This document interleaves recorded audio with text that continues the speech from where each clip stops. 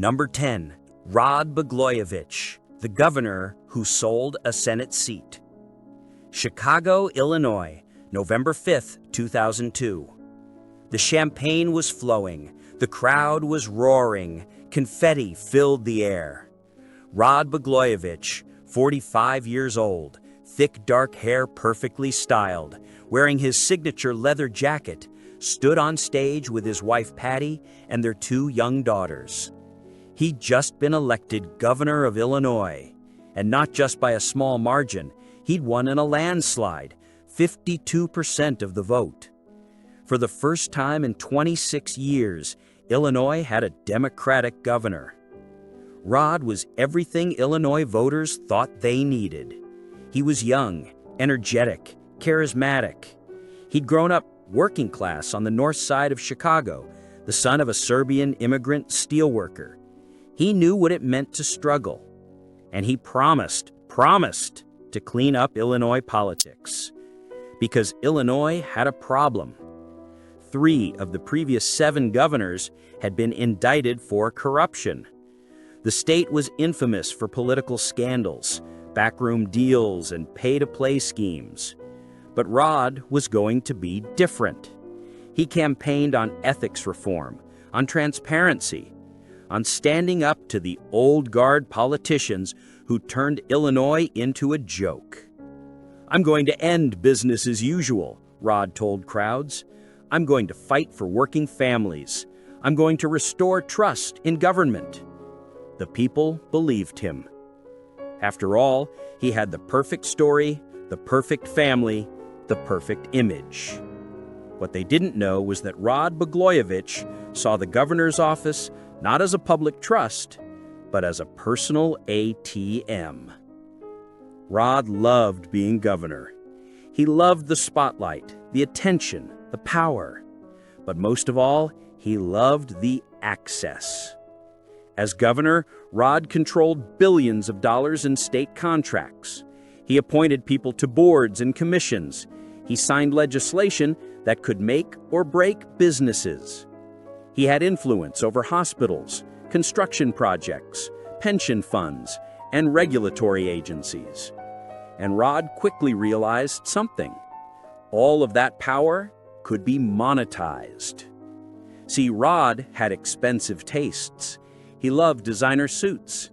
He got $300 haircuts. He spent thousands on hair care products to maintain his Elvis-like hairstyle. But the governor's salary, $177,500 a year, wasn't enough for the lifestyle Rod wanted. So he started treating the governor's office like a business. Want a state contract? Make a donation to Rod's campaign fund. Need a regulatory favor? Contribute to his political fund. Running a hospital that needs state funding? Better write a check.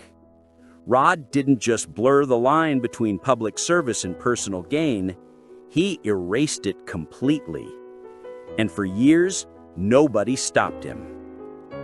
1 year into Rod's first term, a children's hospital in Chicago was seeking an $8 million increase in state funding. It was a reasonable request. The hospital served low-income families. It was struggling financially. But when hospital executives met with Rod's team, they got a surprise message. The governor would be very pleased if the hospital's CEO made a $50,000 donation to Rod's campaign fund. The message was clear: pay up or your funding request dies. The hospital CEO was shocked. This was blatant pay-to-play. But what could he do? The hospital needed the money.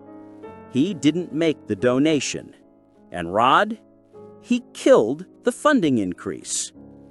It was a pattern that would repeat again and again. In 2004, Rod pressured a racetrack owner who wanted a casino license to donate $100,000. In 2005, he withheld funding from a school construction project until a contractor made a campaign contribution. In 2006, he threatened to withhold state advertising from the Chicago Tribune unless they fired editorial writers who criticized him. Rod wasn't just corrupt. He was brazenly corrupt. He wasn't even trying to hide it. But someone was paying attention. In 2003, just months into Rod's first term, the FBI opened a corruption investigation. They started wiretapping his phones, monitoring his emails, following his associates. For 5 years, the FBI listened. They heard Rod shake down donors.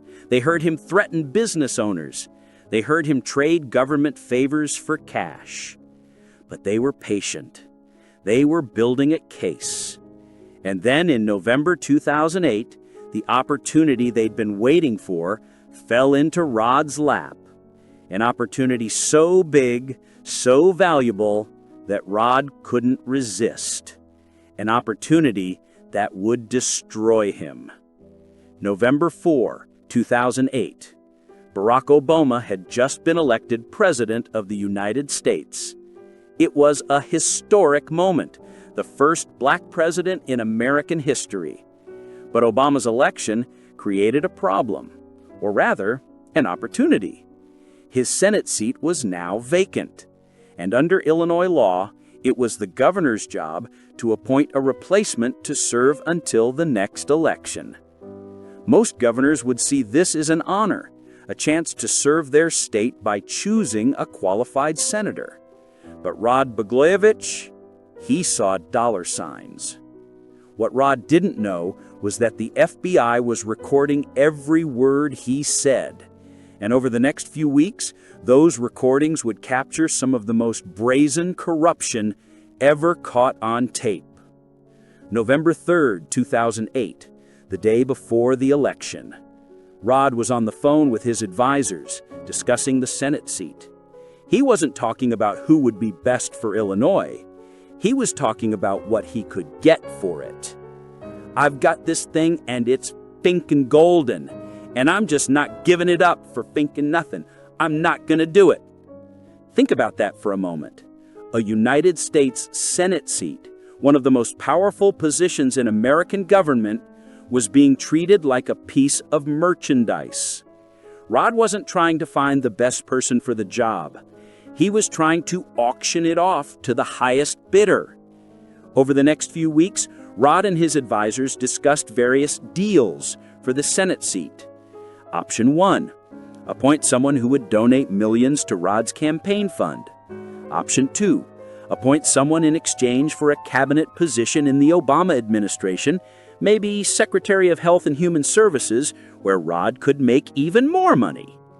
Option 3, appoint himself to the Senate and then use that position to run for president in 2016. Option 4, appoint Obama's preferred candidate, Valerie Jarrett, but only if Obama helped Rod get a high-paying job at a nonprofit organization. On November 10th, Rod was recorded saying, "Unless I get something real good for the Senate seat, shit, I'll just send myself." You know what I'm saying? On November 11th, we were approached pay to play, that, he'd raise me 500 grand. An emissary came. Then the other guy would raise $1 million if I made him a senator. Rod wasn't just discussing hypotheticals. He was actively soliciting bribes for a Senate seat. December 9th, 2008, 6 a.m. Rod Blagojevich was at home in his Chicago residence, wearing his jogging suit, getting ready for his morning run. Then came the knock on the door. FBI agents, dozens of them. "Rod Blagojevich, you're arrested." Rod was stunned. He'd been so confident, so sure he'd never get caught. After all, this was Chicago. This was Illinois. Pay to play was just how things worked. But the FBI had been listening to everything he said. And now, the entire world was about to hear it too.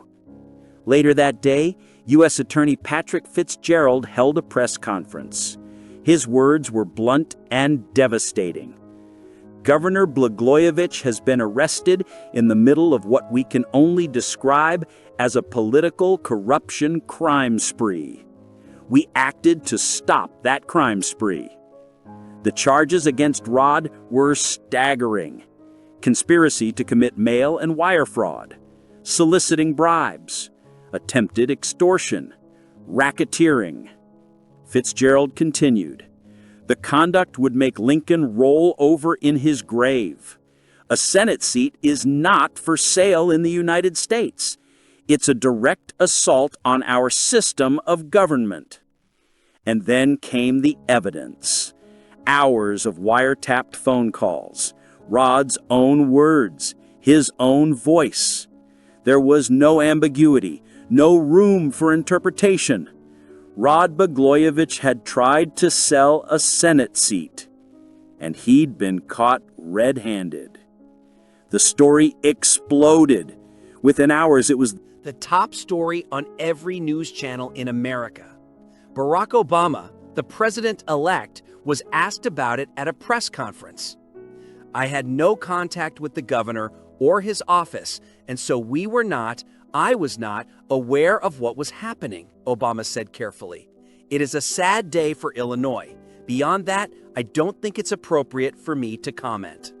Illinois lawmakers were horrified. The state's attorney general, Lisa Madigan, called for Rod to step down immediately. But Rod, he refused. Rod Blagojevich wasn't going quietly. Instead, he launched a media blitz. He appeared on every talk show that would have him: Good Morning America, The Today Show, The View, Larry King Live. He proclaimed his innocence. He claimed the charges were politically motivated. He said he'd been taken out of context. I didn't do anything wrong, Rod insisted. I have nothing to hide. He even quoted Rudyard Kipling. If you can keep your head when all about you are losing theirs, you'll be a man, my son. It was a surreal performance.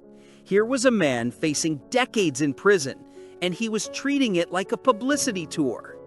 But Illinois lawmakers weren't buying it.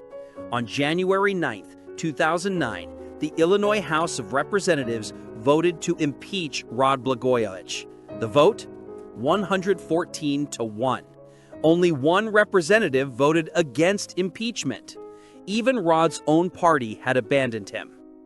The impeachment trial moved to the Illinois Senate, and on January 29, 2009, they voted unanimously, 59-0, to remove Rod from office. Rod Blagojevich was no longer governor, but he still wasn't done. Rod's first criminal trial began in June 2010. Prosecutors presented their case. Hours of wiretapped phone calls, testimony from FBI agents, evidence of shakedowns, bribes, and extortion schemes. The evidence was overwhelming, but Rod's defense team had a strategy, claimed that pay-to-play politics was standard practice in Illinois, and that Rod never actually received any money for the Senate seat. The jury deliberated for 14 days, and then a hung jury on most counts. They convicted Rod on just one charge, lying to the FBI. Prosecutors were furious. They immediately announced they would retry him. The second trial began in April 2011. This time, prosecutors refined their strategy. They played even more wiretaps. They called more witnesses. They made the case even clearer. And on June 27, 2011, the jury returned with a verdict: guilty on 17 counts. Rod Blagojevich sat motionless as the verdict was read. His wife, Patty, sobbed. On December 7, 2011, Judge James Zagel sentenced Rod to 14 years in federal prison, one of the longest sentences ever given to a politician for corruption. Judge Zagel's words were harsh. When it is the governor who goes bad, the fabric of Illinois is torn and disfigured. On March 15, 2012, Rod Blagojevich reported to FCI Englewood, a low-security federal prison in Colorado. The man who'd once controlled billions in state contracts was now inmate number 408-92424. For 8 years, Rod lived in prison. He worked in the prison library, he played guitar, he tried to maintain his Elvis haircut. and he never stopped claiming he was innocent. February 18, 2020, President Donald Trump announced he was commuting Rod Blagojevich's sentence. He'd served just 8 years of his 14-year sentence. Trump called the sentence ridiculous and said Rod had been treated unfairly. Critics pointed out that Rod had appeared on Trump's reality TV show Celebrity Apprentice in 2010, and that Trump had always been sympathetic to him. That evening, Rod walked out of prison. He gave a press conference thanking Trump and, once again, proclaiming his innocence. "I didn't sell the Senate seat," Rod insisted. "I fought for the people of Illinois." Today, Rod Blagojevich lives in Chicago. He runs a podcast called The Lightning Rod. He gives interviews. He writes op-eds. He stays in the public eye. And he still claims he did nothing wrong. In his mind, he's a victim of a corrupt system, not a corrupt politician who got caught. But the people of Illinois remember.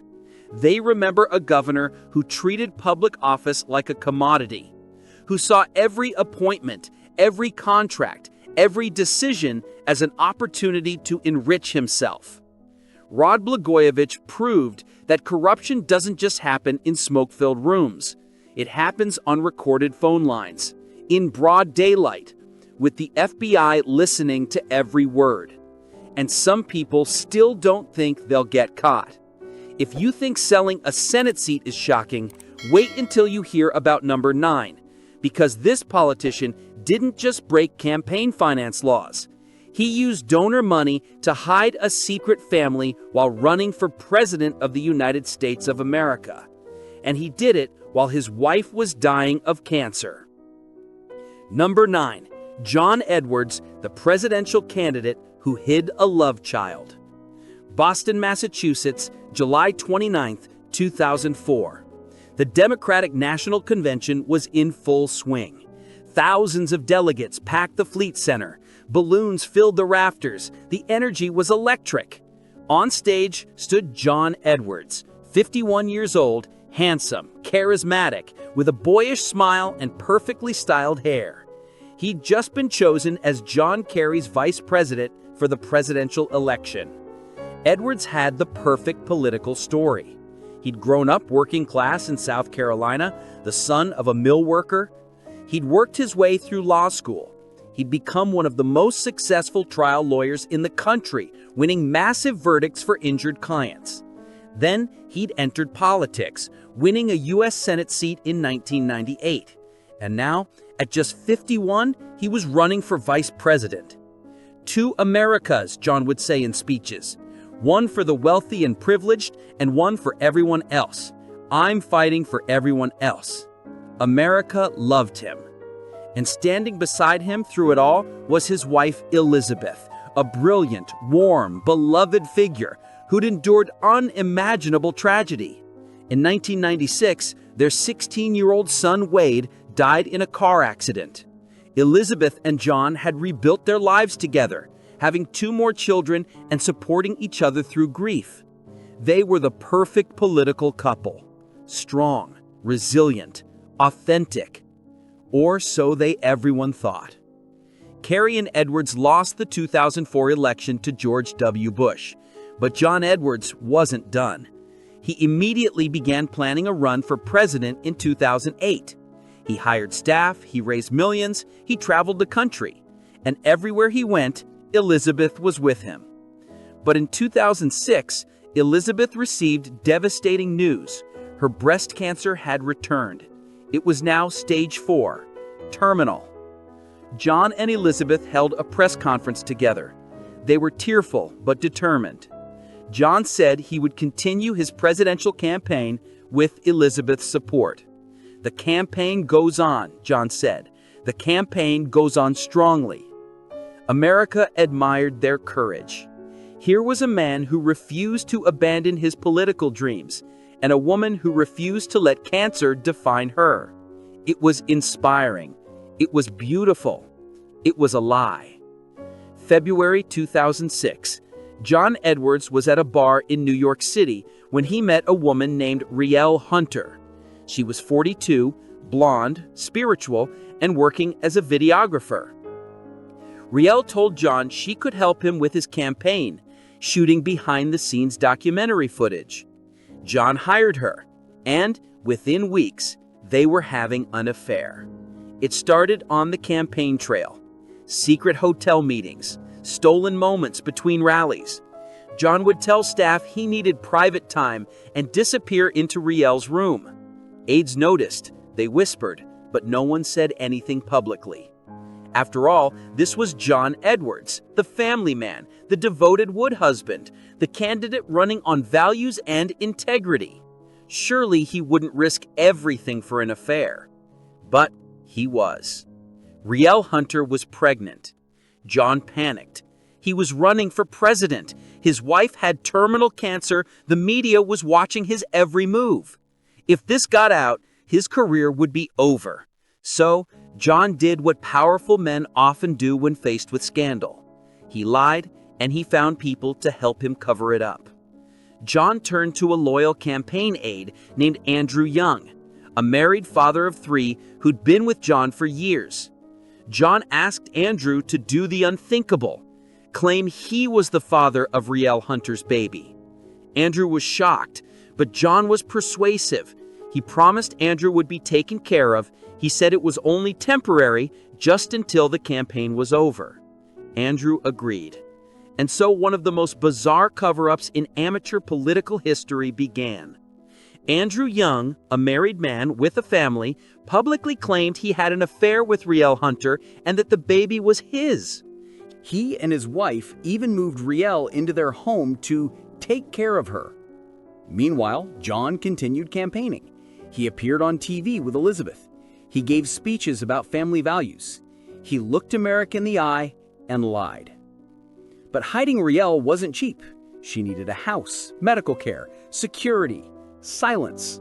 So John turned to his donors.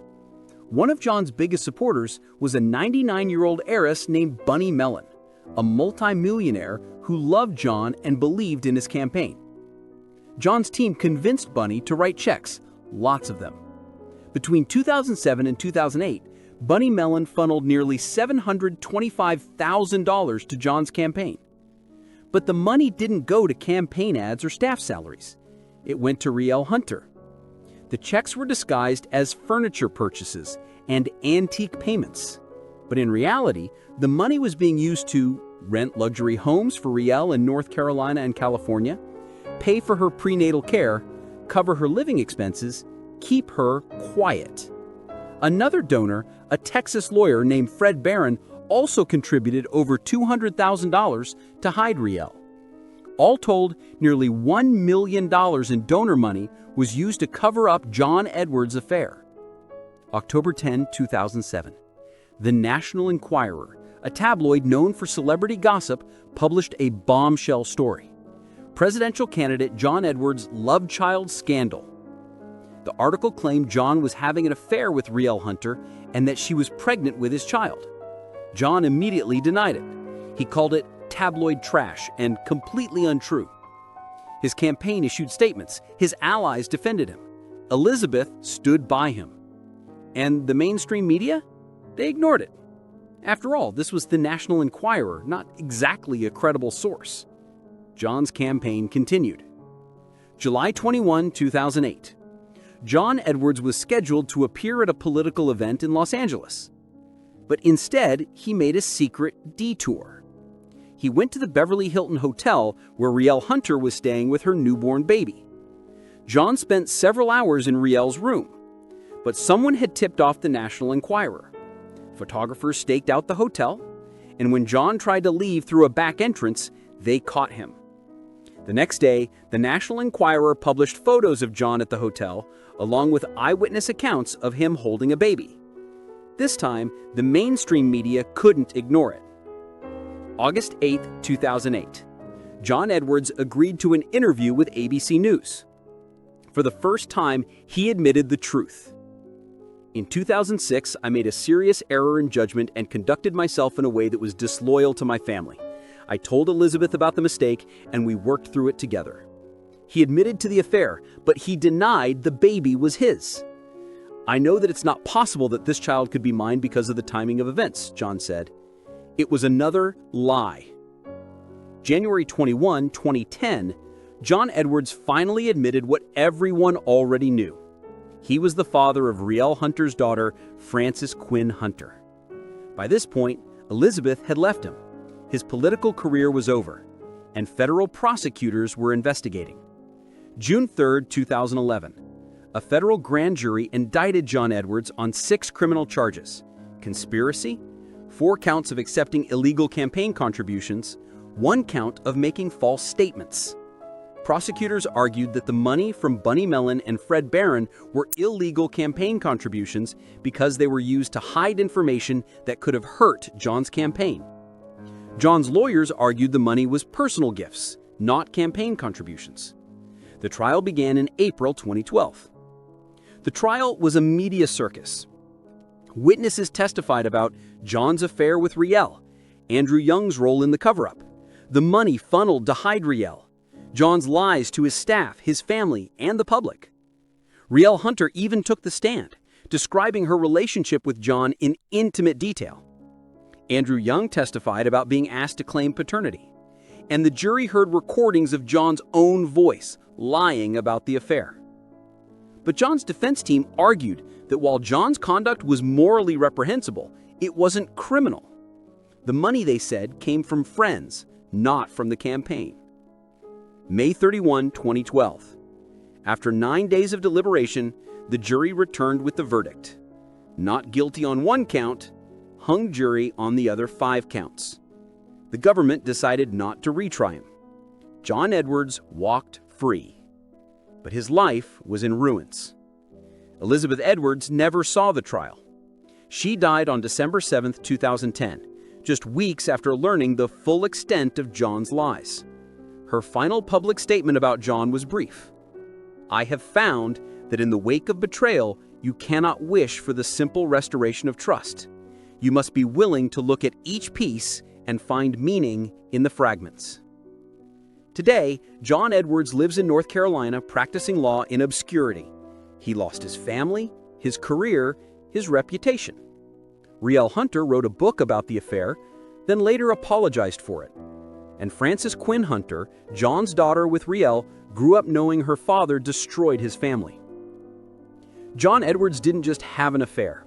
He lied to his dying wife. He lied to his supporters. He used donor money to cover it up. And he almost became vice president of the United States. Think about that. If John Kerry had won in 2004, John Edwards would have been 1 heartbeat away from the presidency. What else would he have lied about? If you think American politicians have a monopoly on scandal, think again. Because number 8 takes us across the Atlantic to the halls of British Parliament, where a best-selling author and politician went from the House of Lords to a prison cell. Number 8, Jeffrey Archer, the Lord who lied under oath. London, England, 1969. Jeffrey Archer was living the British dream. Born in 1940 to a single mother, his father abandoned the family, Jeffrey had clawed his way up through sheer ambition and charm. He'd gone to Oxford, he'd become a successful businessman, and at just 29 years old, he was elected as a member of Parliament. He was one of the youngest MPs in British history. Jeffrey was tall, handsome, charismatic. He gave passionate speeches. He connected with voters. He seemed destined for greatness. But Jeffrey had a secret. He was terrible with money. Jeffrey Archer's business investments collapsed. He lost everything: his money, his reputation, his political career. He resigned from Parliament in disgrace, owing over £400,000, worth millions today. Most people would have disappeared. But Jeffrey had one skill left: storytelling. So he sat down and wrote a novel, Not a Penny More, Not a Penny Less, about 4 men who get swindled and plot revenge. The book was a huge hit. Jeffrey followed it up with more novels: Cain and Abel, The Prodigal Daughter, First Among Equals. Each one became a bestseller. Within a decade, Jeffrey was a multi-millionaire again. And in 1985, Jeffrey was appointed to the House of Lords, making him Lord Archer of Weston-super-Mare. He he was back. October 1986. The News of the World, a British tabloid known for celebrity gossip, published a shocking story. Jeffrey Archer had paid a prostitute named Monica Coughlin £2,000 for sex. The story included details. Jeffrey had allegedly met Monica at Victoria Station in London. He'd given her cash. He'd arranged for future meetings. Jeffrey immediately denied it. He said, "This is a lie. I have never met this woman." Another tabloid, the Daily Star, also published the story. Jeffrey was furious. He sued the Daily Star for libel. July 1987. Jeffrey Archer versus the Daily Star. The trial was a sensation. Jeffrey took the stand and denied everything. He said he'd never met Monica Coughlin. He said he'd never paid her. He said the whole story was a fabrication designed to destroy him. His wife, Mary Archer, a brilliant scientist and university professor, also testified. She described Jeffrey as a man of integrity and said their marriage was strong. The judge famously described Mary as having fragrance and radiance. The jury believed Jeffrey. He won the case and was awarded £500,000 in damages, one of the largest libel payouts in British history. Jeffrey was riding high. But there was just one problem. Jeffrey had paid Monica Coughlin, and to cover it up, he'd convinced a friend to lie under oath. During the trial, Jeffrey needed an alibi for the night he allegedly met Monica. So he asked a friend, a television producer named Ted Francis, to testify that they'd had dinner together that night. Ted agreed. He took the stand and lied under oath, giving Jeffrey the alibi he needed. The jury believed him, and Jeffrey walked away a winner. Jeffrey Archer was riding high. He'd just been selected as the Conservative Party's candidate for Mayor of London. It was a prestigious position, one that could relaunch his political career. But then, a former friend came forward with explosive evidence. Ted Francis, the man who'd provided Jeffrey's alibi, admitted he'd lied in court. He said Jeffrey had asked him to provide a false alibi, and he'd agreed. The News of the World published the story. Jeffrey immediately withdrew from the mayoral race, and prosecutors reopened a case. May 20, 2000.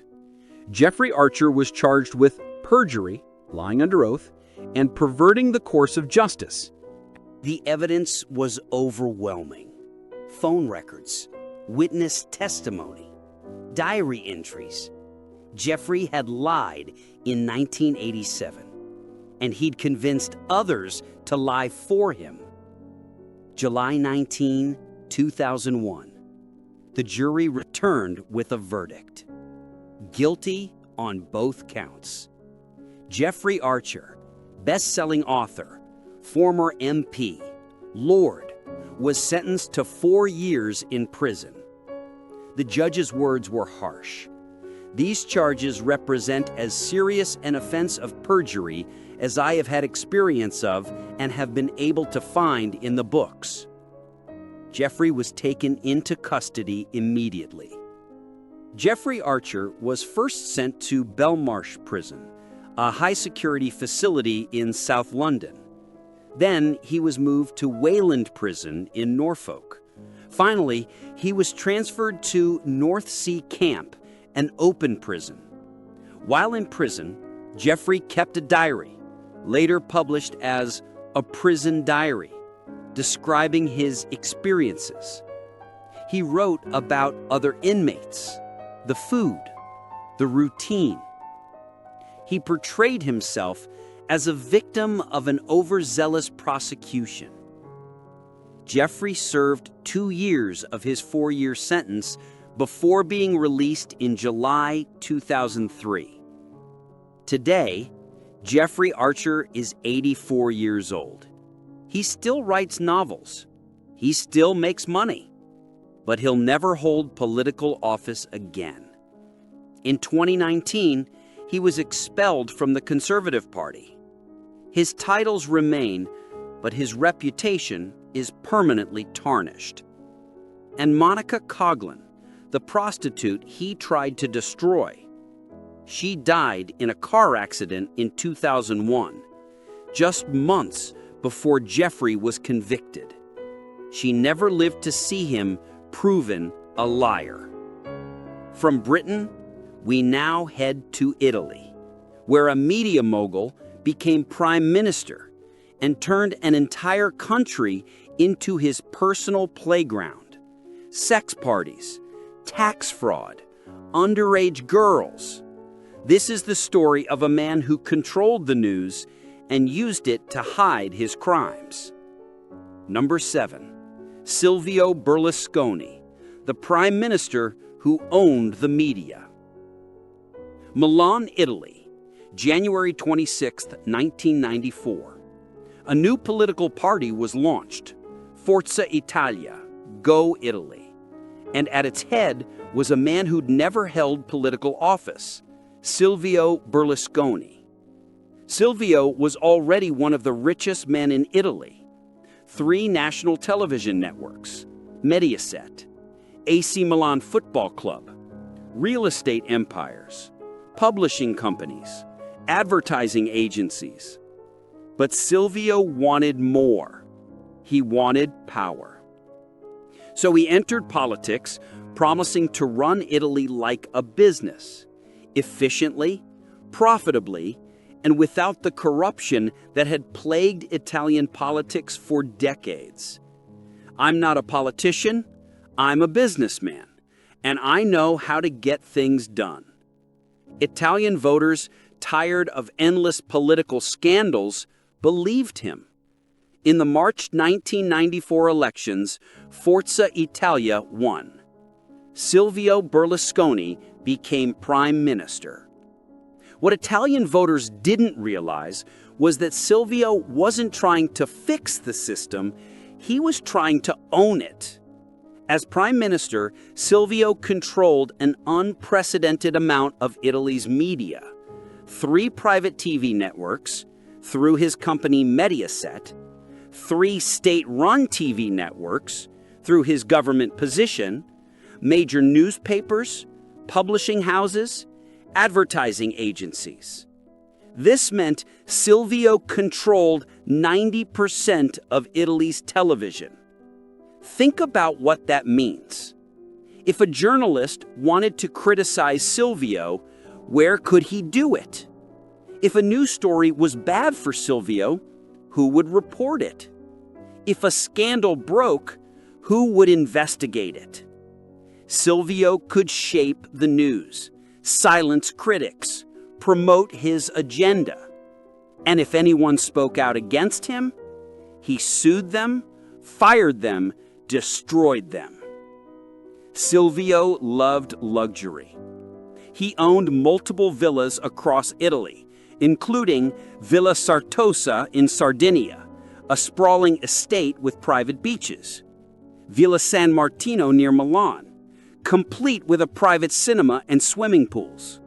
He owned yachts, private jets, art collections worth millions, and he threw parties, lavish, extravagant, and increasingly controversial parties.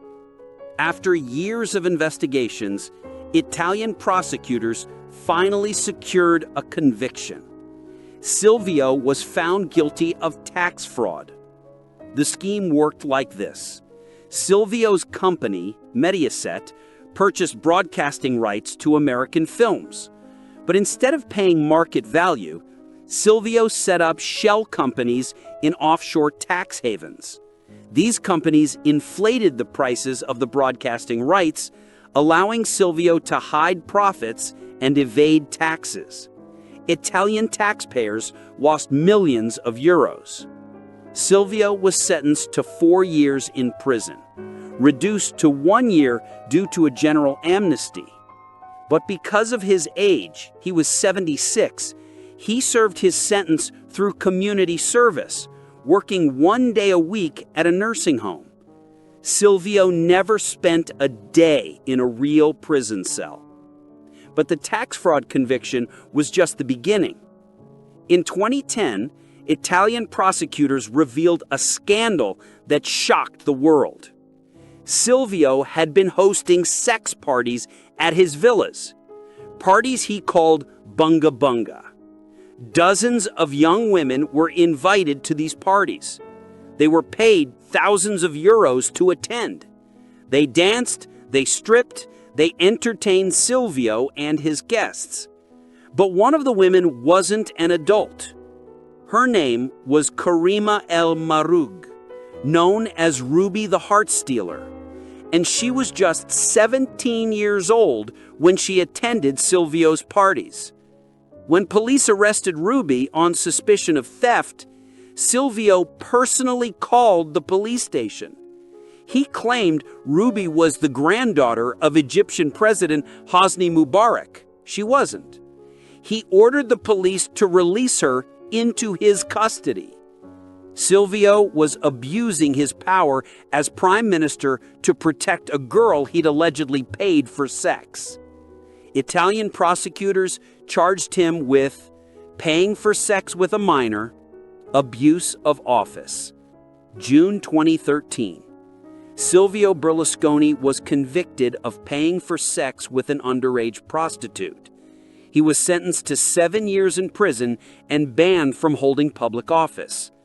But Silvio appealed, and in July 2014, an appeals court overturned the conviction. The court ruled there wasn't enough evidence to prove Silvio knew Ruby was underage. Silvio was acquitted, but the damage to his reputation was done. Silvio Berlusconi served as Prime Minister of Italy 3 times, 1994 to 1995, 2001 to 2006, and 2008 to 2011. He was one of the longest-serving leaders in modern Italian history, but his legacy is of corruption, scandal, and abuse of power. June 12, 2023. Silvio Berlusconi died at the age of 86 years old. He'd been suffering from leukemia and other health issues. Thousands of people attended his funeral. Some mourned him as a visionary leader who modernized Italy. Others saw him as a corrupt oligarch who turned democracy into a joke. But one thing is certain. Silvio Berlusconi proved that when a politician controls the media, truth becomes optional, and accountability becomes impossible. By the way, if you're still watching, drop a comment and tell me which story has shocked you the most so far, because we're only at number 7. And the next politician didn't just control the media. He embezzled millions while running an entire city. Let's head to France. Number 6. Jacques Chirac, the president who stole from Paris. Paris, France, May 7, 1995. Jacques Chirac stood before a crowd of thousands, waving to supporters, smiling broadly.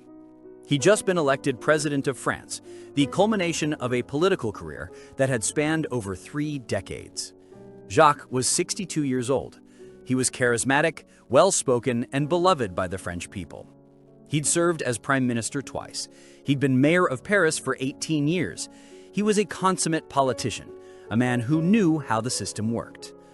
But what the French people didn't know was that Jacques had been using that system to enrich himself and his political party for years. And the evidence was buried deep in the records of Paris City Hall. Between 1977 and 1995, Jacques Chirac was the mayor of Paris. And during those 18 years, he controlled the city's budget, billions of francs in taxpayer money. Jacques used that money to create a vast network of fake jobs. Here's how it worked. Jacques' political party, the Rally for the Republic, RPR, needed money to operate. But French law placed strict limits on political donations, so Jacques found a way around it. He created jobs at Paris City Hall for people who didn't actually work there. These employees were paid with taxpayer money, but instead of showing up to work, they were actually working for Jacques' political party, organizing rallies, managing campaigns, raising funds. And the salaries they received? They were funneled back to the party as donations. It was a massive embezzlement scheme hidden in plain sight for nearly 2 decades. For years, the scheme went undetected. But in the late 1990s, journalists and prosecutors began asking questions. Whistleblowers came forward, former city employees who'd seen the fake jobs. Investigators examined payroll records and found dozens of people listed as city employees who never actually worked at City Hall. Some of them openly admitted they'd been working for Jacques' party the entire time. Prosecutors wanted to bring charges, but there was a problem. Jacques Chirac was now president of France, and under French law, sitting presidents have immunity from prosecution. For 12 years, prosecutors waited.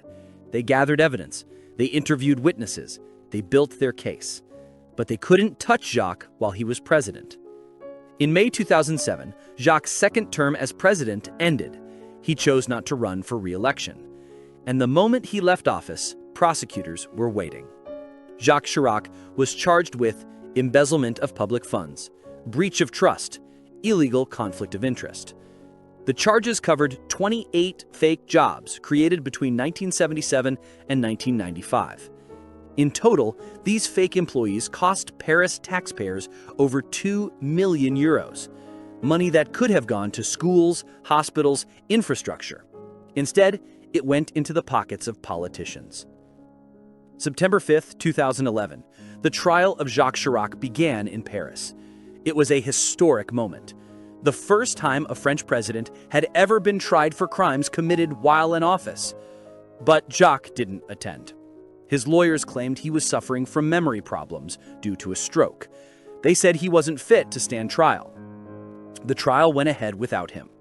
Prosecutors presented evidence, payroll records showing fake employees, witness testimony from people who admitted they never worked at City Hall, financial documents proving the money was funneled to Jacques' party. The evidence was overwhelming. December 15, 2011, the court returned with the verdict. Guilty on all counts. Jacques Chirac became the first French president ever convicted of corruption. He was sentenced to 2 years in prison, but the sentence was suspended, meaning he wouldn't actually serve time. The court's reasoning? Jacques was 79 years old and in poor health. Sending him to prison would serve no purpose. The verdict split France. Some celebrated. Finally, a powerful politician was being held accountable. Others mourned.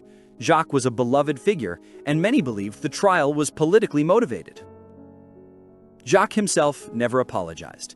In a brief statement, he expressed sadness, but maintained he'd done nothing wrong. September 26, 2019, Jacques Chirac died at the age of 86. Thousands of people lined the streets of Paris for his funeral. French President Emmanuel Macron called him a great statesman. But his legacy remains complicated. To some, he was a visionary leader who stood up to the United States and opposed the Iraq War. To others, he was a corrupt politician who stole from the people he was supposed to serve. And the fake jobs he created? They cost Paris taxpayers millions of euros, money that never was recovered. From France, we now cross the Atlantic again, this time to Canada, where a senator lived large on taxpayer money and thought no one would ever find out.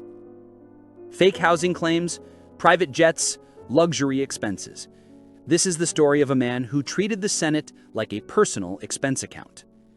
Number 5. Mike Duffy, the senator who faked expenses. Ottawa, Canada, December 28, 2008. Mike Duffy was one of the most recognized faces in Canadian journalism. For over 30 years, he'd worked as a television reporter and host, covering elections, interviewing prime ministers, breaking major stories. Canadians knew him as Duff, a friendly, approachable journalist with a booming voice and a reputation for fairness. He was beloved. So when Prime Minister Stephen Harper appointed Mike Duffy to the Canadian Senate in December 2008, it seemed like a fitting honor, a reward for decades of public service, a chance to contribute to Canadian democracy from the inside. But Mike Duffy saw his Senate appointment as something else, a chance to get rich. In Canada, senators are entitled to expense reimbursements if they live outside the capital, Ottawa. The logic is simple. If you have to travel to Ottawa for Senate business, the government should help cover your costs: travel, accommodation, meals. To qualify for these reimbursements, you have to prove your primary residence is outside Ottawa. This is meant for senators who truly live in distant provinces and need to maintain two residences. Mike Duffy claimed his primary residence was in Prince Edward Island, a small province on the east coast of Canada, over 1,000 kilometers from Ottawa. But that wasn't true. Mike lived in Ottawa. Mike Duffy's scheme was simple but brazen.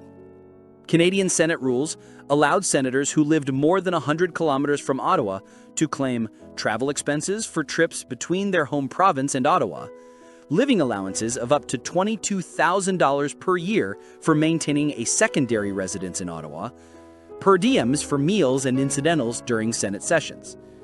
The system was designed for senators who truly lived far from the capital, people from British Columbia, Alberta, and the Atlantic provinces, who had to travel thousands of kilometers. But Mike Duffy didn't live far from Ottawa. He lived in Ottawa. He owned a house in Canada, a suburb of Ottawa, where he'd lived for years. His wife worked in Ottawa, his friends were in Ottawa, his life was in Ottawa. But Mike also owned a cottage in Cavendish, Prince Edward Island, and Mike claimed, falsely, that the cottage was his primary residence. This allowed him to collect thousands in travel and housing expenses for trips between PEI and Ottawa, trips he wasn't really making.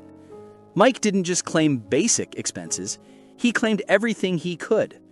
$90,000 in questionable housing and travel claims over 4 years. Limousine services to drive him around Ottawa. First-class flights whenever he traveled. Expensive hotels when cheaper options were available. Meals at high-end restaurants charged to taxpayers. Mike treated the Senate expense account like his personal credit card. He billed taxpayers for trips to Florida, claiming they were Senate business. He charged expensive dinners with friends, calling them constituent meetings. He even claimed expenses for attending a funeral, then used it as an opportunity to do political fundraising. And for years, nobody checked. The Ottawa Citizen and CTV News began investigating Senate expenses. They noticed something odd about Mike Duffy's claims. Reporter Robert Fife started asking questions. If Mike lives in PEI, why is he registered to vote in Ottawa? Why does his wife work full-time in Ottawa? Why do neighbors say they rarely see him at his PEI cottage? Mike tried to deflect. My primary residence is Prince Edward Island. I've always considered myself a Prince Edward Islander. But the evidence told a different story. May 13, 2013. The Senate ordered an independent audit of Mike Duffy's expenses. The auditor, Deloitte, spent months reviewing travel receipts, hotel bills, credit card statements, Senate attendance records. The audit's findings were devastating. Mike Duffy had claimed $90,172 in improper expenses. The auditor concluded Senator Duffy's primary residence is Ottawa, not Prince Edward Island. Therefore, he was not entitled to claim living expenses for his Ottawa residence. But the scandal was about to get worse. When news of Mike's questionable expenses broke, the Prime Minister's office went into crisis mode. Mike Duffy had been appointed by Prime Minister Stephen Harper. His scandal made Harper look bad. So Harper's chief of staff, Nigel Wright, came up with a plan. He would personally write Mike a $90,000 check to repay the expenses. Mike would announce he was paying back the money. The scandal would go away. On March 25, 2013, Nigel Wright transferred $90,000 from his personal bank account to Mike Duffy's lawyer. It was meant to be secret, a quiet fix to make the problem disappear. But in politics, secrets rarely stay secret. May 14, 2013, CTV News broke the story. Prime Minister's chief of staff paid Mike Duffy's expenses. The revelation caused a political firestorm. Canadians were outraged. Questions flew. Why was the PM's office personally bailing out a corrupt senator? Was this a bribe to keep Mike quiet? Did the Prime Minister know about the payment? Who else was involved in the cover-up? Prime Minister Harper denied knowing about the payment. He said Nigel Wright had acted alone, without his knowledge. But emails later revealed that multiple people in the PM's office knew about the plan, including Harper's top advisors. On May 19, 2013, Nigel Wright resigned as Chief of Staff. "I accept sole responsibility," Wright said in his resignation letter. November 5, 2013, the Canadian Senate voted to suspend Mike Duffy without pay for the remainder of the parliamentary session. The vote was 59-17. Mike gave a defiant speech before the vote. "I was thrown into an impossible situation created by the Prime Minister's office," Mike said. "They wanted me to lie, to take a dive, to cover up their mess." Mike claimed he was being made a scapegoat, that the Prime Minister's office had orchestrated the entire cover-up, that he was just following their orders. But the Senate didn't buy it. Mike was suspended without pay, losing his $132,000 annual salary. July 17, 2014, the Royal Canadian Mounted Police charged Mike Duffy with 31 criminal counts. Fraud, claiming false housing and travel expenses, breach of trust, abusing his position as a senator, bribery, accepting the $90,000 payment from Nigel Wright. If convicted on all counts, Mike could face years in federal prison. The trial was set to begin in April 2015. The trial lasted over a year. Prosecutors presented their case. Evidence that Mike lived in Ottawa. Property records showing Mike owned his house in Ottawa since 1989. Voter registration records listing his Ottawa address. Testimony from neighbors who saw him regularly in Ottawa. Evidence of improper expense claims. Travel claims for trips Mike never took. Hotel bills for stays that never happened. Per diem claims for days when the Senate wasn't even in session. Evidence of the $90,000 payment. Bank records showing the transfer from Nigel Wright. Emails discussing the repayment plan. Text messages between Mike and PMO officials. But Mike's defense team had a strategy. Mike's lawyers argued, 1, Senate rules were vague and confusing. They presented evidence showing that Senate residency rules were poorly written and inconsistently enforced. Different senators interpreted them differently. Some senators with similar situations hadn't been charged. 2, Mike believed he was following the rules. They argued Mike genuinely believed his PEI cottage was his primary residence, even if he spent most of his time in Ottawa. 3, the $90,000 payment wasn't a bribe. They argued it was a loan arranged by the Prime Minister's office, not a bribe to keep Mike quiet. He had been pressured to accept the money by PMO officials who wanted to make the scandal go away. 4, Mike was a scapegoat. They painted Mike as a victim of political manipulation, thrown under the bus by the Prime Minister's office when the scandal became public.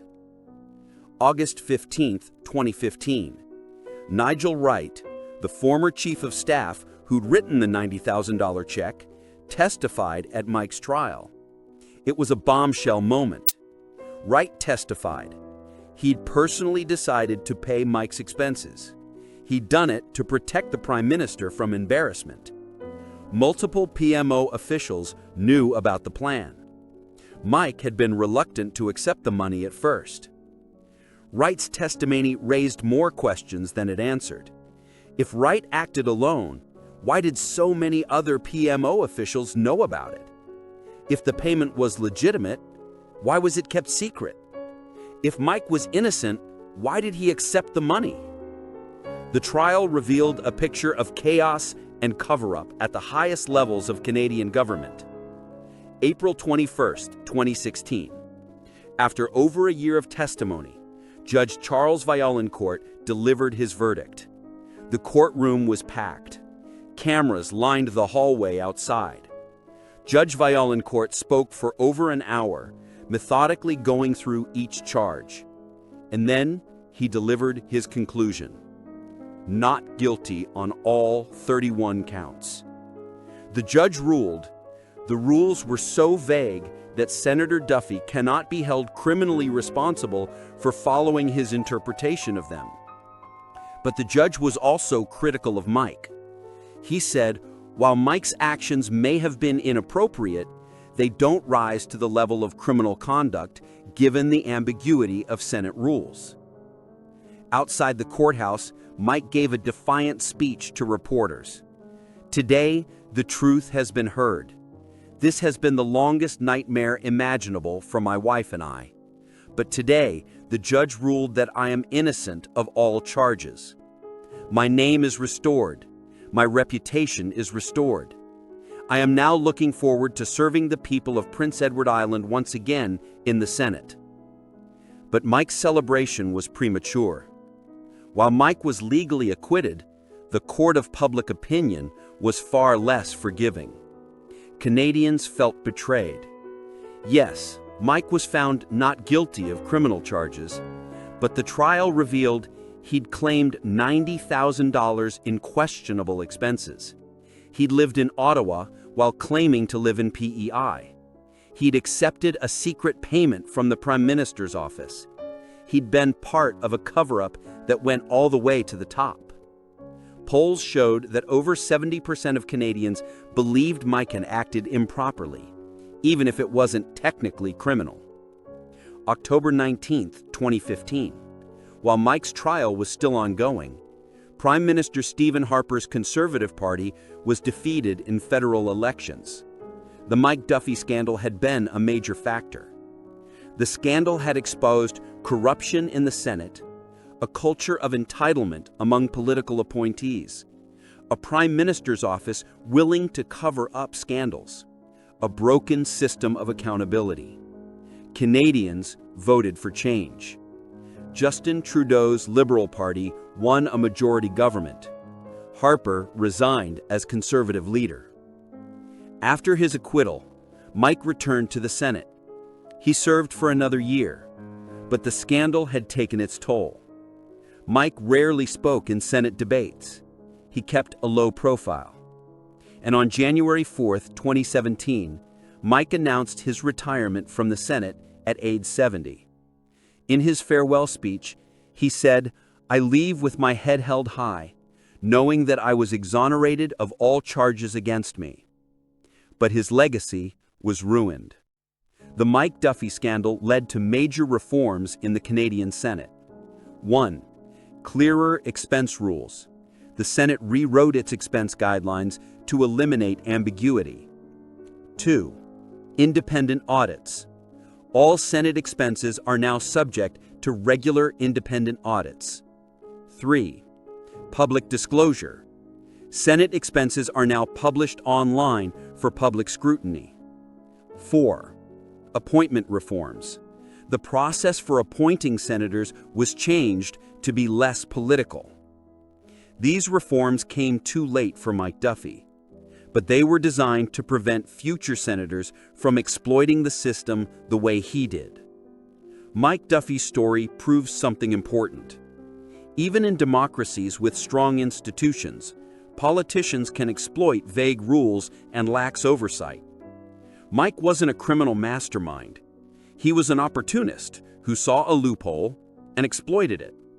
And when he got caught, he tried to shift blame to the Senate, to the Prime Minister's office, to anyone but himself.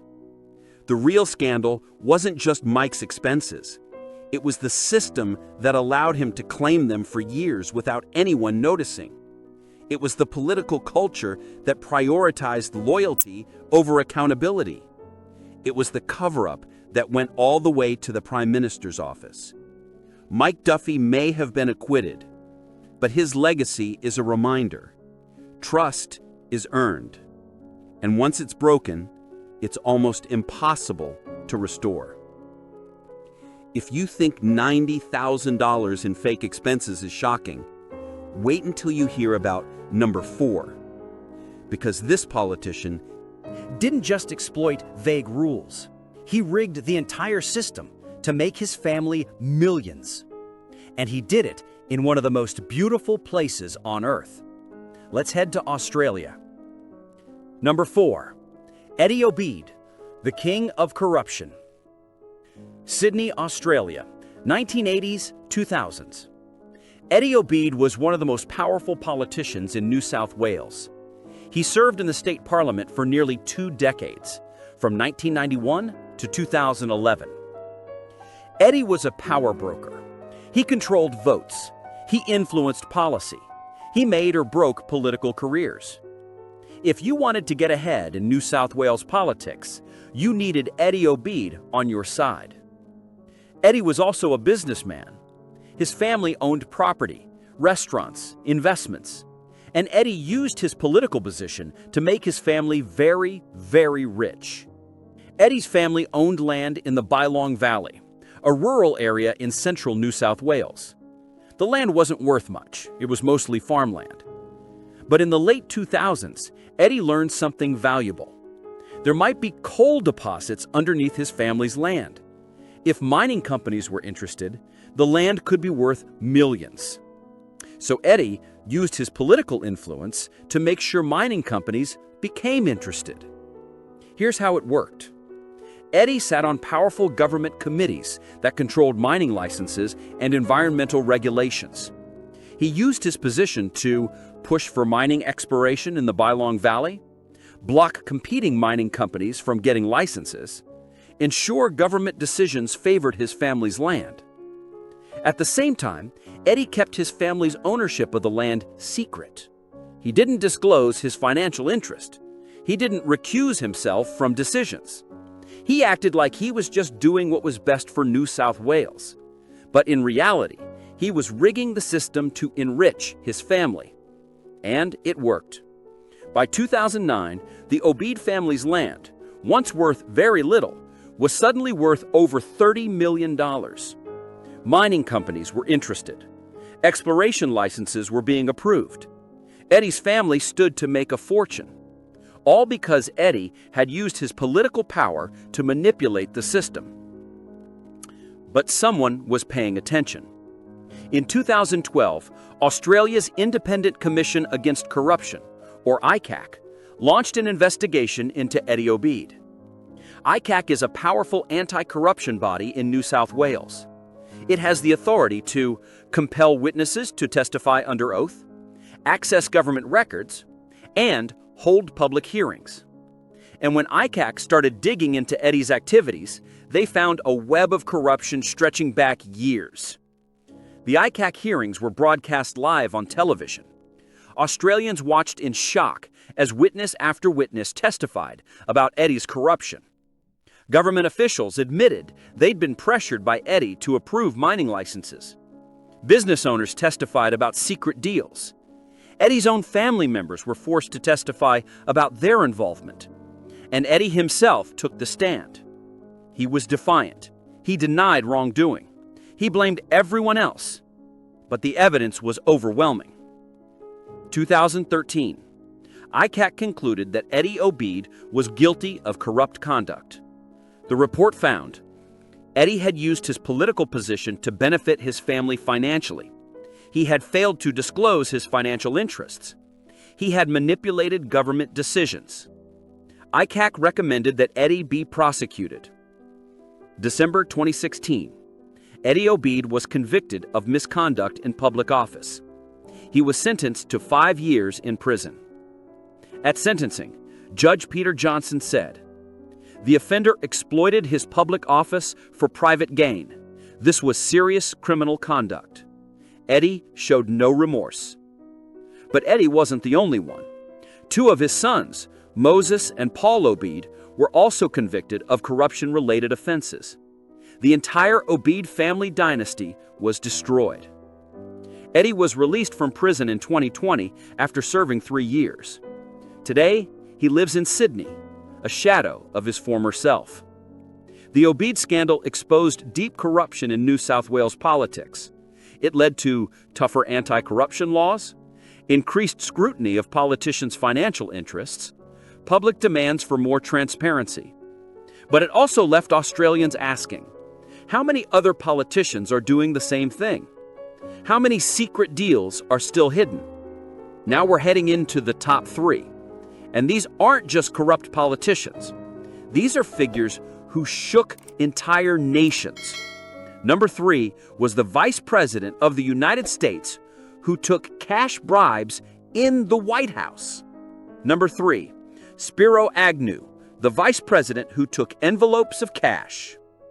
Washington, D.C., January 20th, 1969. Spiro Agnew stood on the steps of the Capitol, his right hand raised, taking the oath of office. He was now the Vice President of the United States. Spiro, 57 years old, a former governor of Maryland, had been chosen by Richard Nixon as his running mate. He was known for his fiery speeches, his attacks on the media, and his unwavering loyalty to Nixon. Nattering nabobs of negativity, Spiro famously called journalists. An effete corps of impudent snobs, he said of war protesters. He was blunt, aggressive, and wildly popular with Nixon's conservative base. But behind the tough rhetoric, Spiro Agnew was hiding a secret. He was taking bribes. The corruption had started years earlier when he was a local official in Baltimore County, Maryland. Here's how it worked. Contractors who wanted government contracts would pay Spiro a percentage of the deal, usually 3 to 5%. They'd deliver the money in plain white envelopes, cash, no records, no paper trail. When Spiro became governor of Maryland in 1967, the scheme continued. And when he became vice president in 1969, it continued even then. Contractors would come to Spiro's office in the White House and hand him envelopes filled with cash. Think about that. Envelopes of cash being delivered to the Vice President of the United States in the White House. It was bribery, plain and simple. Federal prosecutors in Maryland were investigating corruption in the state government. They were looking into crooked contractors, illegal kickbacks, rigged bids. And as they dug deeper, they kept finding one name, Spiro Agnew. Witnesses testified that they'd personally handed Spiro envelopes filled with cash. Some said they delivered the money to his office in Washington. The evidence was mounting, and prosecutors faced a dilemma. Do we indict the sitting Vice President of the United States? The prosecutors decided yes. They presented their evidence to a grand jury, and in August 1973, the Wall Street Journal broke the story. The Vice President Agnew is under investigation for bribery and extortion. The White House was in chaos. This was happening in the middle of the Watergate scandal. President Nixon was already under investigation. Now his vice president was too. Spiro Agnew denied everything. He called the charges damned lies. He said it was a politically motivated witch hunt. But prosecutors kept building their case. More witnesses came forward. More evidence emerged. And Spiro's lawyers knew if this goes to trial, he's going to lose. October 10th, 1973. Spiro Agnew stood in a federal courthouse in Baltimore. He pled no contest to one count of tax evasion. In exchange, prosecutors dropped all other charges. Spiro agreed to resign as vice president, and he was fined $10,000 and given 3 years of probation.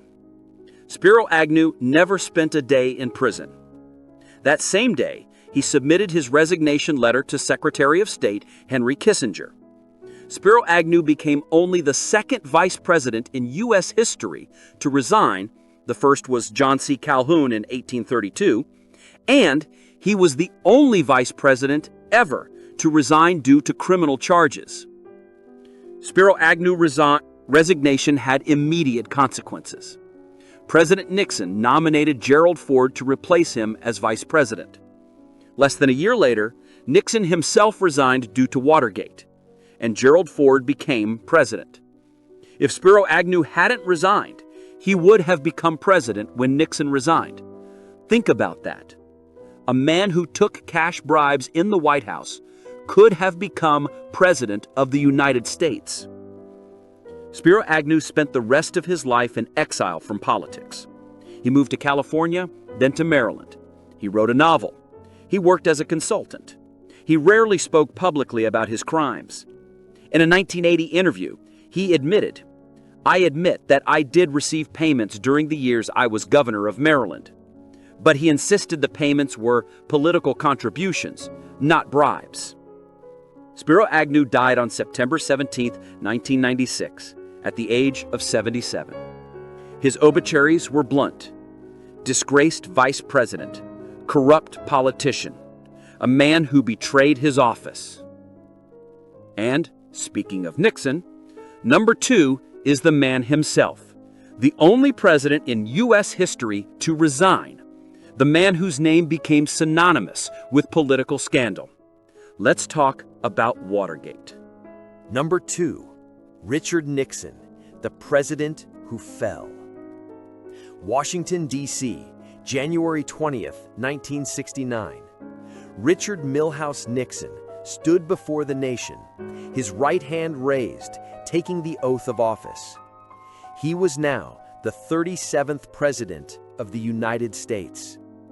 It had been a long journey. Richard Nixon had lost the presidential election in 1960 to John F. Kennedy, one of the closest elections in American history.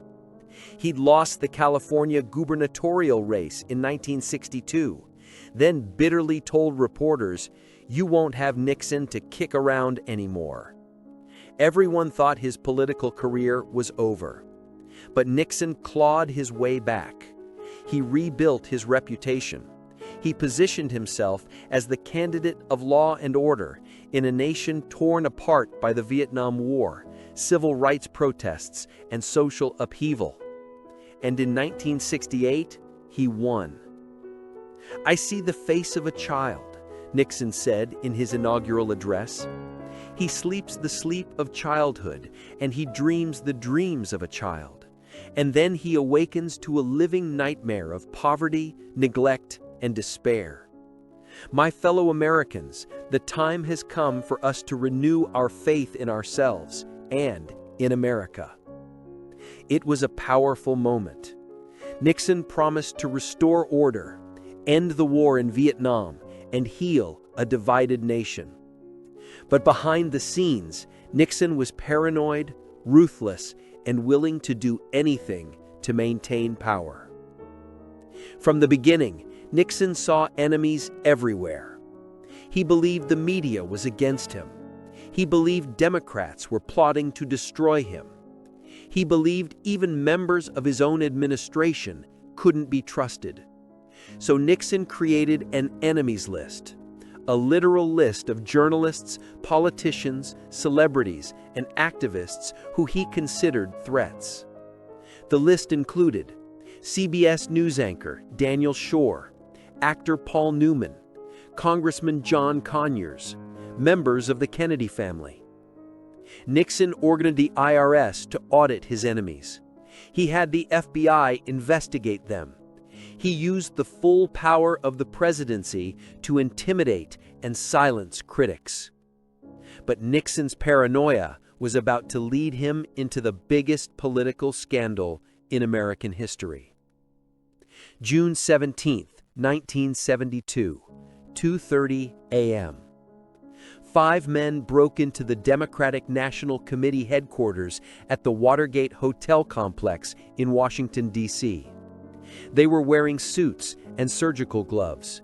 They carried lockpicks, cameras, and electronic surveillance equipment. Their mission? Plant wiretaps and photograph confidential documents. But a security guard named Frank Wills noticed something odd: tape covering door locks. He called the police. At 2:30 a.m., Washington, D.C. police arrested all 5 burglars inside the DNC offices. At first, it seemed like a minor story, a botched burglary, probably just overzealous political operatives. But 2 young reporters at the Washington Post, Bob Woodward and Carl Bernstein, started digging, and what they uncovered would bring down a president. Woodward and Bernstein discovered something shocking. One of the burglars, James McCord, was the security coordinator for the Committee to Re-elect the President, Nixon's campaign organization. The other burglars had ties to the CIA and had previously worked on covert operations. And when investigators looked at the burglars' financial records, they found thousands of dollars in cash that had been funneled through Nixon's campaign. This wasn't just a random break-in. It was connected to the President of the United States. June 23, 1972, 6 days after the break-in. Nixon met with his chief of staff, H.R. Haldeman, in the Oval Office. They discussed how to handle the Watergate investigation. Nixon didn't order the break-in. That was done by overzealous campaign operatives. But when he learned about it, Nixon made a fatal decision. He decided to cover it up. "We're going to protect our people," Nixon told Haldeman. Nixon ordered the CIA to tell the FBI to stop investigating Watergate, claiming it was a matter of national security. It was obstruction of justice, and it was all captured on tape. Here's something most people didn't know.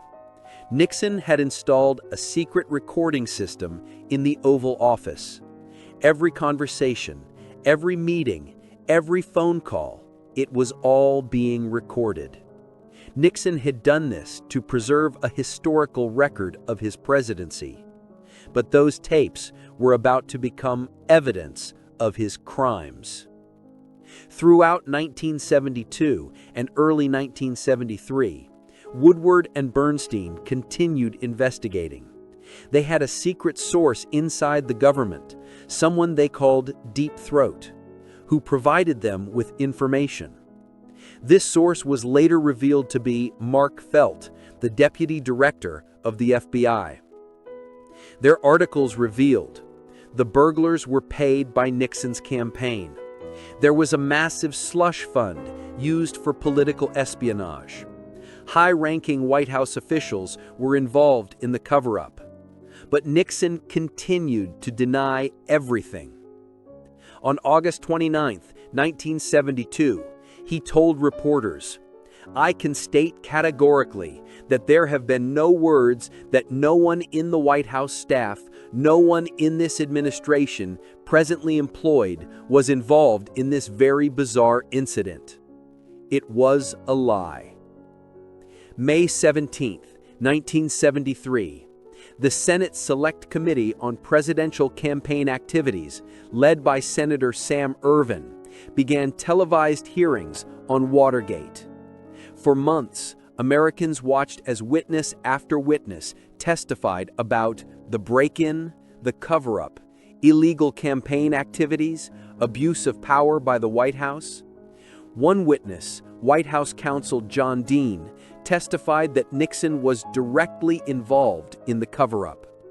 "I began by telling the president that there was a cancer growing on the presidency, and if the cancer was not removed, the president himself would be killed by it," Dean testified. But it was another witness who dropped the bombshell that would destroy Nixon.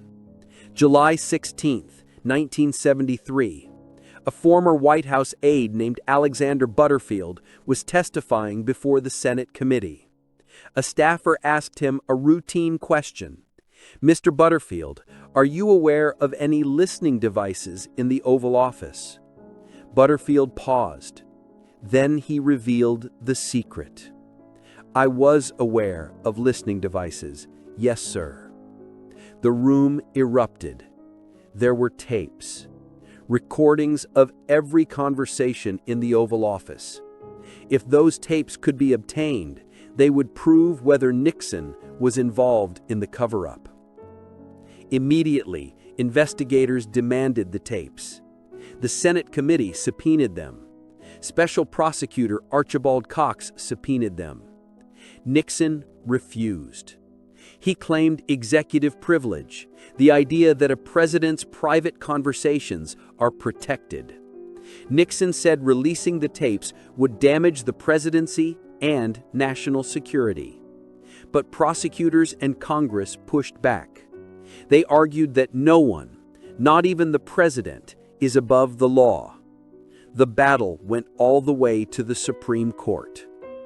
October 20th, 1973. Special Prosecutor Archibald Cox held a press conference demanding Nixon turn over the tapes. Nixon was furious. That night, Nixon ordered Attorney General Elliot Richardson to fire Cox. Richardson refused and resigned in protest.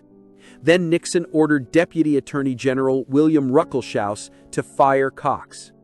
Ruckelshaus also refused and resigned. Finally, Nixon ordered Solicitor General Robert Bork to fire Cox.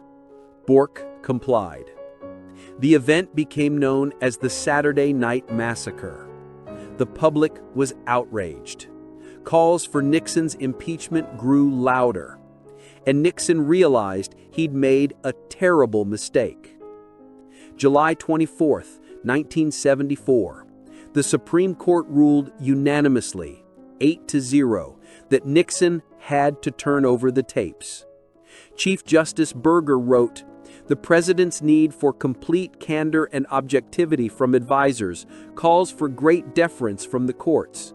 However, neither the doctrine of separation of powers nor the need for confidentiality of high-level communications, without more, can sustain an absolute, unqualified presidential privilege of immunity to judicial process." In other words, Turn over the tapes. Nixon had no choice. On August 5, 1974, the White House released transcripts of key tapes, including the June 23, 1972 conversation where Nixon ordered the cover-up. It was called the smoking gun tape.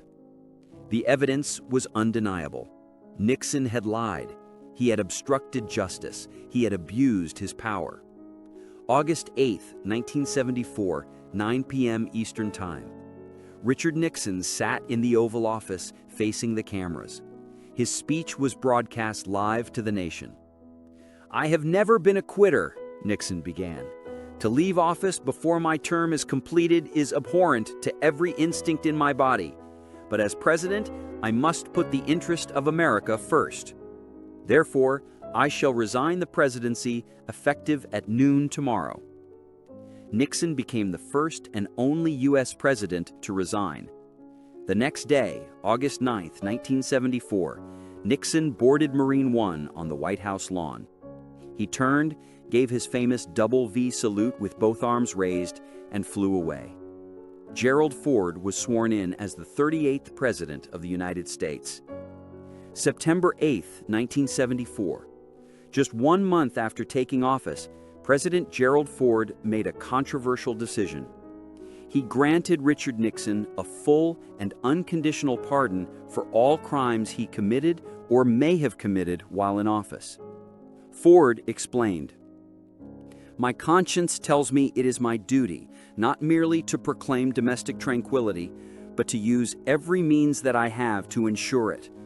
I do believe with all my heart and mind and spirit that I, not as president, but as a humble servant of God, will receive justice without mercy if I fail to show mercy." The pardon was deeply unpopular. Many Americans believed Nixon should have faced trial, but Ford argued that the nation needed to heal and move forward. Nixon never faced criminal prosecution. Richard Nixon spent the rest of his life trying to rebuild his reputation. He moved to California, then New York. He wrote books, he gave interviews, he advised other presidents on foreign policy. He tried to position himself as an elder statesman, but the stain of Watergate never went away. In 1977, journalist David Frost interviewed Nixon in a series of televised conversations. Frost asked Nixon about the legality of his actions. Nixon's response became infamous. "When the president does it, that means it's not illegal." It was a stunning statement, a complete rejection of the rule of law. And it confirmed what many Americans already believed. Nixon never understood what he'd done wrong. April 22, 1994. Richard Nixon died of a stroke at the age of 81. His funeral was attended by 5 presidents and thousands of mourners.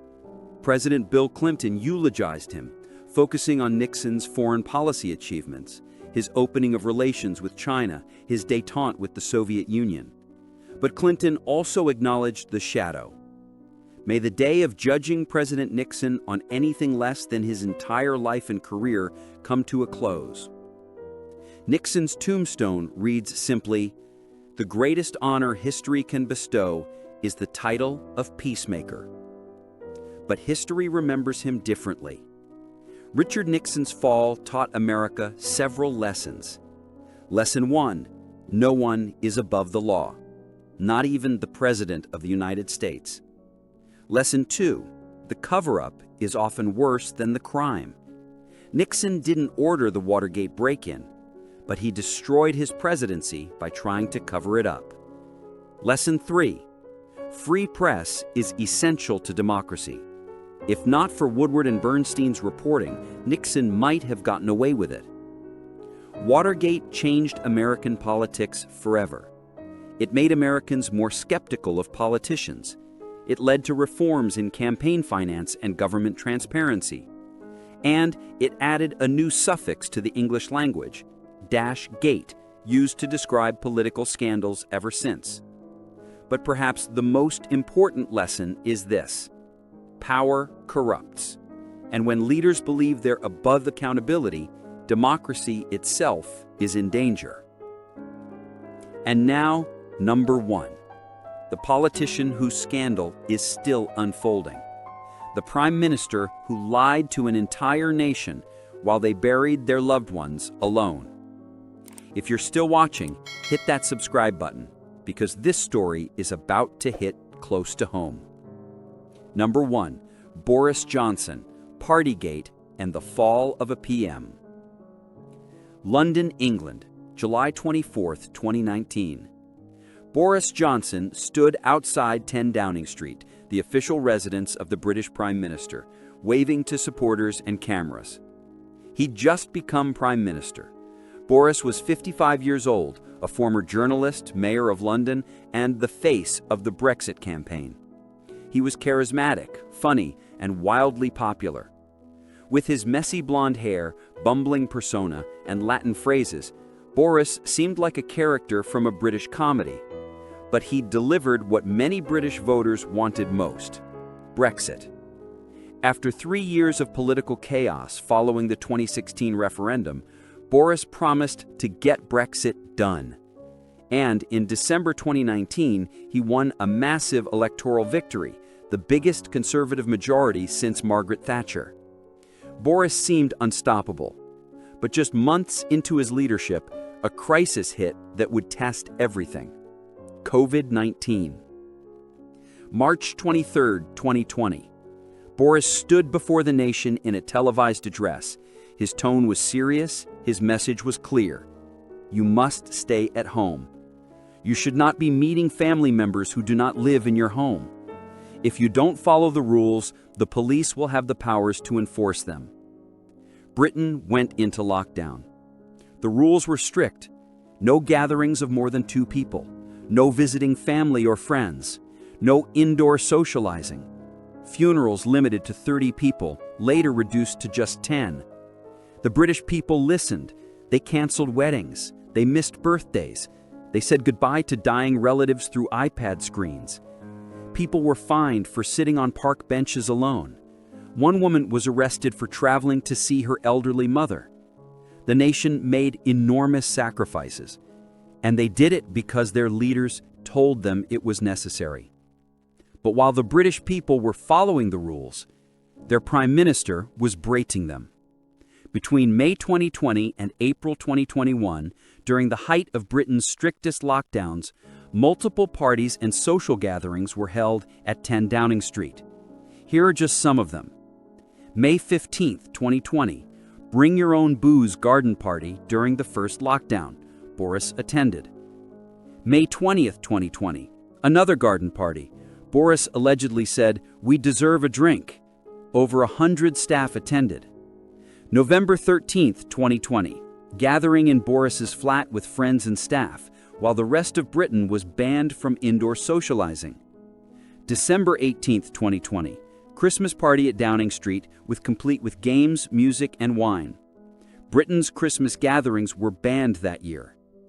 At one party, staff broke a child's swing set. At another, someone vomited from drinking too much alcohol. At multiple events, people danced, sang karaoke, and mingled indoors, all activities that were illegal for ordinary Britons. For a year, the parties remained secret. But in December 2021, journalists began reporting on them. ITV News obtained a leaked video showing Downing Street staff joking about a Christmas party and how to explain it if they asked. The video was from December 22, 2020, just days after the alleged party. In the video, Allegra Stratton, Boris's press secretary, and other staff laughed and joked about a Christmas party and how they would deny it. The British public was horrified. Here was video proof that Downing Street staff knew they'd broken the rules and were planning to lie about it. December 1st, 2021. Boris Johnson stood in the House of Commons, Britain's parliament, and was asked directly about the parties. "I have been repeatedly assured since these allegations emerged that there was no party and that no COVID rules were broken. It was a lie." December 8th, 2021. Boris was asked again. All guidance was followed completely in number 10. Another lie. But Boris didn't just lie to the public. He lied to Parliament, one of the gravest offenses in British politics. In Britain, lying to Parliament is called misleading the House. It's a resignation-level offense, and Boris had done it repeatedly. December 2021. The British government launched an internal investigation led by senior civil servant Sue Gray. Her job? Determine what parties happened, who attended, and whether COVID rules were broken. For months, Sue Gray interviewed witnesses, reviewed documents, and examined evidence. And on May 25, 2022, she released her report. Sue Gray's report was damning. 16 separate gatherings. At least some of these events. There was a serious failure of leadership at Downing Street. Staff believed the rules did not apply to them. There was excessive alcohol consumption, including incidents where staff were sick and cleaning staff had to deal with the mess. The report included photos. One showed Boris at a gathering, raising a glass in a toast. Another showed a table covered in wine bottles and food. The evidence was undeniable. While ordinary Britons were being fined for breaking COVID rules, the people making those rules were partying at Downing Street. But the Sue Gray report wasn't the end. The Metropolitan Police launched their own criminal investigation. And on April 12, 2022, Boris Johnson became the first sitting British Prime Minister ever to be fined for breaking the law. He was issued a fixed penalty notice for attending a birthday party in his honor on June 19, 2020, during lockdown. Boris apologized, sort of. He called it a brief gathering in the cabinet room where staff kindly passed on their good wishes. He claimed he didn't realize it was against the rules. The British public didn't buy it. As the Partygate scandal unfolded, families across Britain shared their stories. One woman described sitting alone in a hospital as her mother died, unable to hold her hand because of COVID rules. A man talked about his father's funeral, where only 6 people could attend, while Downing Street staff partied with dozens. A healthcare worker described working 12-hour shifts, exhausted and traumatized while following strict rules, only to learn that government officials were throwing parties. One family shared a photo of the Queen sitting alone at Prince Philip's funeral, while the night before, Downing Street had held two parties. The betrayal was profound. The British people had sacrificed everything, and their leaders had lied to them. Throughout 2022, calls for Boris to resign grew louder. Opposition leaders demanded it. Members of his own party demanded it. The public demanded it. But Boris refused. He said he was deeply sorry, but insisted he was the right person to continue leading the country. He claimed he didn't intentionally break the rules. He said it was time to move on. But his own party was turning against him. June 6, 2022. Conservative MPs held a vote of no confidence in Boris Johnson. The result, 211 MPs supported him, but 148 voted against him. That meant 41% of his own party wanted him gone. It was a devastating blow. Boris survived, technically, but everyone knew his time was running out. But Partygate wasn't even the final scandal. In June 2022, it emerged that Boris had appointed a senior MP named Chris Pincher to a government role despite knowing Pincher had been accused of sexual misconduct. When asked about it, Boris's office initially denied he knew about the allegations. Then they admitted he had known, but claimed he'd forgotten. It was another lie. And this time, it was the breaking point. July 5, 2022. Boris's health secretary, Sajid Javid, resigned. His chancellor, finance minister, Rishi Sunak, resigned. Over the next 48 hours, over 50 government ministers and officials resigned. One by one, they issued statements saying they could no longer serve under Boris's leadership. The government was collapsing, and Boris had no choice. July 7, 2022, 12:30 p.m. Boris Johnson stood outside 10 Downing Street and announced his resignation as Prime Minister. But even in resignation, Boris couldn't take responsibility. He blamed the herd in Parliament. He said it was painful that his colleagues had turned against him. He called it eccentric that he was being forced out. He didn't apologize to the families who'd suffered. He didn't acknowledge the lies. Instead, Boris said, "Them's the breaks." But it wasn't over. A parliamentary committee, the Privileges Committee, launched an investigation into whether Boris Johnson deliberately misled Parliament about Partygate. For months, they reviewed evidence. Boris's statements to Parliament, emails and text messages from Downing Street, photos and videos from the parties, testimony from witnesses. On June 15, 2023, the committee released their report. The findings were unequivocal. Boris Johnson deliberately misled Parliament. He showed no remorse. He attempted to intimidate the committee. His conduct was contemptuous of Parliament. The committee recommended Boris be suspended from Parliament for 90 days, a severe punishment. But Boris had already resigned from Parliament, so the suspension was symbolic. The report concluded, "We conclude that in deliberately misleading the House, Mr. Johnson committed a serious contempt. His defense to this inquiry has compounded his contempt." Today, Boris Johnson is no longer Prime Minister. He's no longer an MP. His political career is over. He's been replaced by 3 prime ministers since his resignation.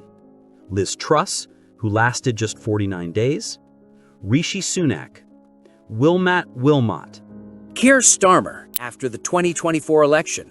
Boris occasionally writes newspaper columns and gives speeches. But his reputation is destroyed, and the British people haven't forgotten. Boris Johnson didn't just break COVID rules. He broke the social contract. He asked the British people to make enormous sacrifices, to miss funerals, to stay away from dying relatives, to put their lives on hold. And while they were making those sacrifices, he was throwing parties. The message was clear: rules for thee, but not for me. And when he was caught, he lied. He lied to the public, he lied to Parliament, he lied to his own party. Partygate exposed something fundamental. Some politicians believe they're above the rules everyone else has to follow. And when trust is broken on that scale, it's almost impossible to rebuild. So what do we learn from these 10 stories? From Rod Blagojevich trying to sell a Senate seat, to John Edwards hiding a love child with donor money, to Jeffrey Archer lying under oath, to Silvio Berlusconi controlling the media and throwing sex parties, to Jacques Chirac embezzling from Paris, to Mike Duffy faking expenses, to Eddie Obeid rigging mining deals, to Spiro Agnew taking cash bribes in the White House, to Richard Nixon covering up Watergate, to Boris Johnson partying while his nation sacrificed. What's the common thread? Power, entitlement, the belief that rules don't apply to them. Every single one of these politicians started with promise. They had talent, charisma, support. They rose through the ranks of democracy, the system designed to prevent this exact kind of corruption. But somewhere along the way, they made a choice. They decided their ambition was more important than their duty. They decided their comfort was more important than integrity. They decided the rules were for other people, and they all believed they'd get away with it. Some did for a while. Some escaped real punishment. Some are still wealthy, still free, still living comfortable lives. But all of them lost the one thing they wanted most: legacy.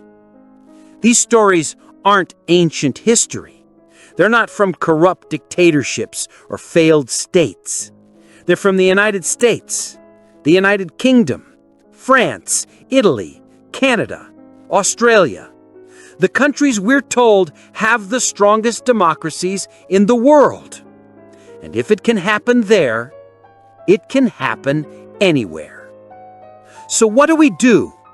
How do we stop this? We pay attention. We demand transparency. We support investigative journalism. We hold politicians accountable, not just at election time, but every single day. Because democracy isn't a guarantee. It's a responsibility. And it only works if we make it work. These 10 politicians thought they were untouchable. They thought the rules didn't apply to them. And for a while, they were right. But eventually, the truth came out. It always does. The question is, how much damage do they do before they're stopped? If you made it all the way to the end, thank you for watching. Now, I want to hear from you. Which story shocked you the most? Drop it in the comments. And don't forget to subscribe, because we're just getting started. Until next time, stay informed, stay skeptical, and never stop asking, who's really in charge? And more importantly, who's watching them? Because if we're not paying attention, they'll keep doing this over and over again.